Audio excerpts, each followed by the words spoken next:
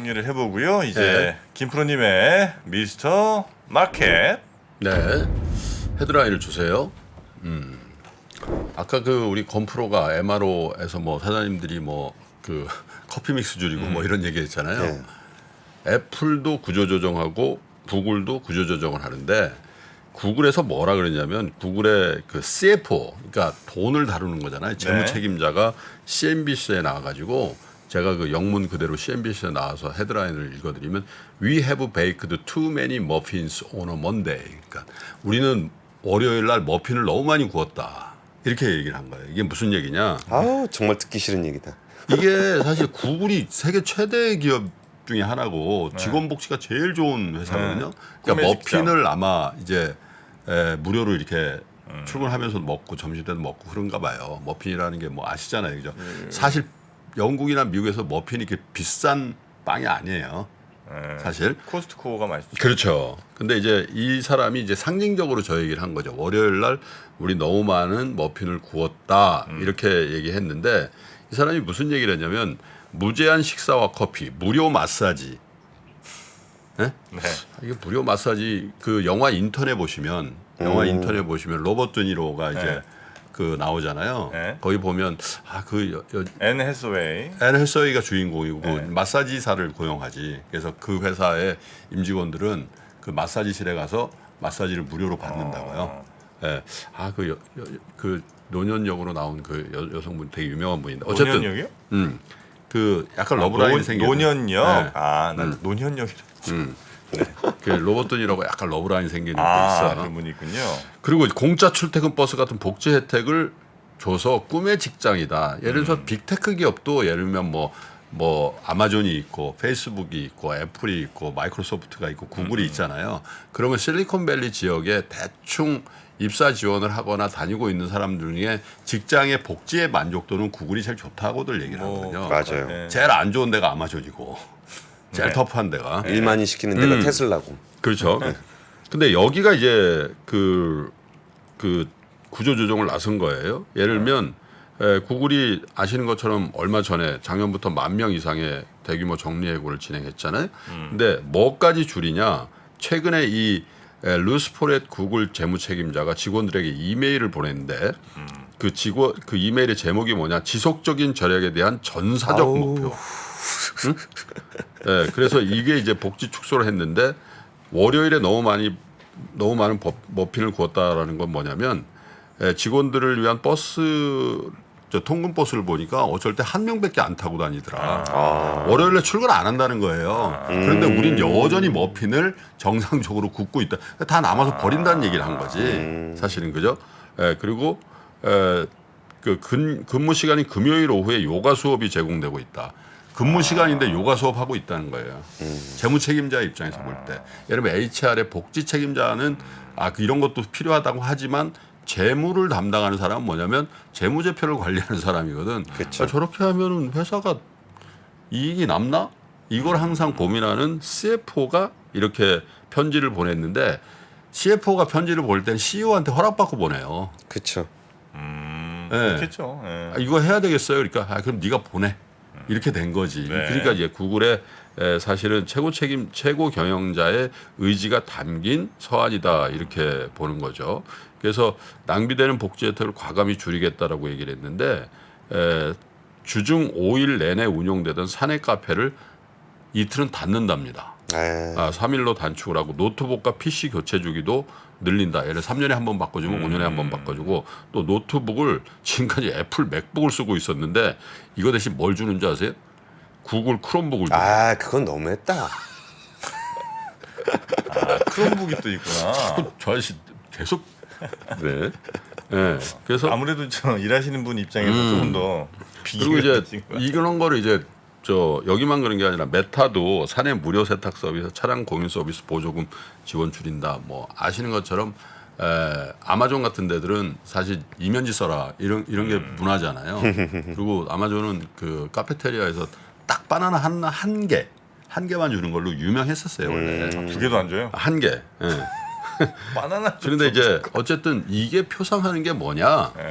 애플도 지금 구조조정한다 그러잖아요. 그런데 블룸버그에서 보도를 했는데 애플 같은 데들도 여전히 돈을 엄청 벌고 있는데도 불구하고 전 세계 소매점과 시설 건설 및 유지를 담당하는 개발 보존팀이라는 팀 내 자리를 줄이고 있다. 이렇게.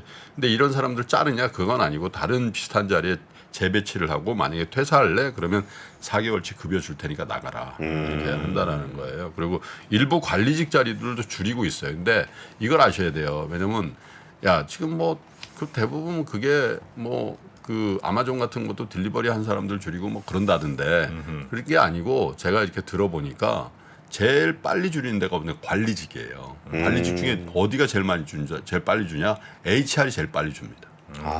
사람을 잘라야 될, 사람을 관리해야 될 부서 직원을 먼저 줄여요. 네, 실제로. 네, 그래서 아이러니하네요. 네, 그렇게 돼 있고 그래서 전반적으로 보면 아까 그 잡 오프닝 얘기를 하셨잖아요. 네. 잡 오프닝에 이런 생각을 해본 거예요. 애플, 아마존, 구글, 페이스북 또 마이크로소프트. 네. 솔직히 뭐 IMF가 경제 예측을 하고 뭐 막 그러잖아요. 뭐 그리고 골만삭스에서 맨날 틀리잖아요.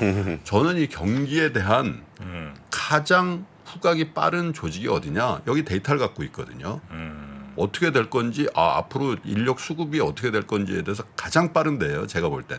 그런데 워낙 이제 초호황기 이 팬데믹 기간 동안에 거의 이 업종들이 제일 좋았던 업종들이잖아요. 팬데믹이 끝난 상태에서 그 예측이라든지 어떤 인사라든지 이런 쪽에서의 어떤 결정이 지연됐을 뿐이지 여기는 정확하게 알고 있을 것이다라는 저는 그런 생각을 하고 그리고 아마도 미국의 그 고용 지표라든지 이런 것들은 제가 아까 조금 첨언을 했습니다마는 굉장히 안 좋아질 가능성이 있다. 그리고 이제 그게 예를 들면 뭐 서빙을 한다든지 뭐 건설 노동직이라든지 이런 일들도 사실은 이제 그 인접 국가들 카리비안 해에 있는 도미니카 리퍼블릭이라든지 푸에르토리코라든지 이런 사람들이 이제 원활히 들어오고 멕시칸들이 들어오고 이런 상황이 되면 풀릴 수밖에 없을 것이다라는 생각을 하게 되고요. 그래서 단 한 가지 또 시사점이 있는 거는 이들 선도 IT 기업들 플랫폼을 형성한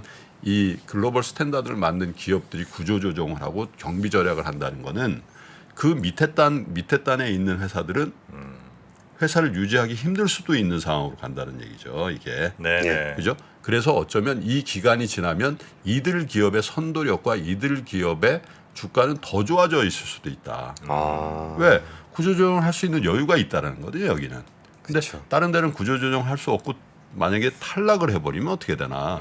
왜냐하면 여기보다도 더 인기 있는 벤처 기업들이 속속속속 들어왔었거든요. 네. 근데 그들이 지금 펀딩이 안 되잖아요. 그렇죠. 그들이 이제 셧다운을 해버리면 경쟁자는 더 없어지는 상황이 될 수도 있다라는 네. 생각을 해서 이 빅테크 기업들의 구조조정 얘기는 잡 오프닝을 비롯한 미국의 어떤 고용 현황 이건 이제 페드의 결정에 영향을 미치는 거고 또한 IT 기업들의 주가 향배에 대해서 우리가 어떻게 봐야 되는 거에 대해서 시사점이 있다. 왜냐하면 이 구조조정을 얘네들이 돈을 잘 못 벌기 시작하네라고 위험 신호로 볼 수도 있지만 구조조정을 이제부터라도 하고 있는 거에 대한 향후의 어떤 경쟁력의 확보라든지 재무제표의 건강성 회복이라는 측면에서는 나쁘게 볼 일도 아니다라는 생각이 들었습니다. 네. 그나마 줄일 게 있는 회사 상황이 지금 이렇다는 거고요. 그렇죠. 네. 줄일 게 없는 회사들은 네. 어떻게 되는지. 이게 여담인데요. 네. 저희 건물 4층에 공유 오피스 이렇게 있잖아요. 네. 거기 스타트업들 되게 많았거든요. 네. 근데 많이 나가시더라고요. 그래요? 네. 거기는 뭐 그냥 아무나 들어가는 거예요? 아니요. 그 그건 공유 아니고? 오피스니까 임대해서 쓰다가 아. 회사가 좀 어려워져서 네. 네. 이렇게 정리를 하는 분들이 굉장히 많더라고요. 근데 아니, 그 자리를 누가 채우고 있냐면은 네. 우리 건물에 LG 에너지 솔루션 있잖아요.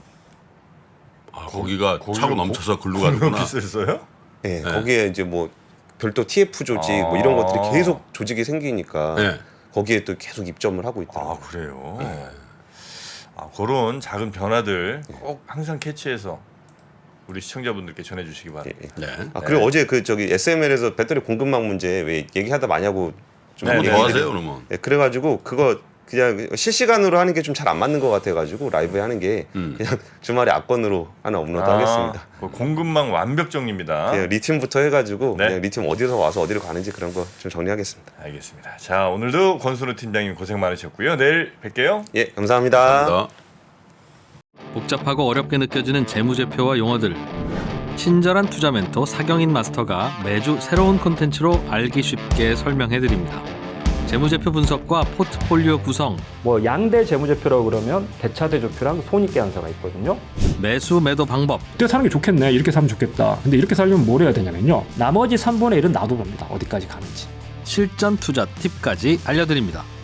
오직 3프로 멤버십에서만 만나실 수 있습니다.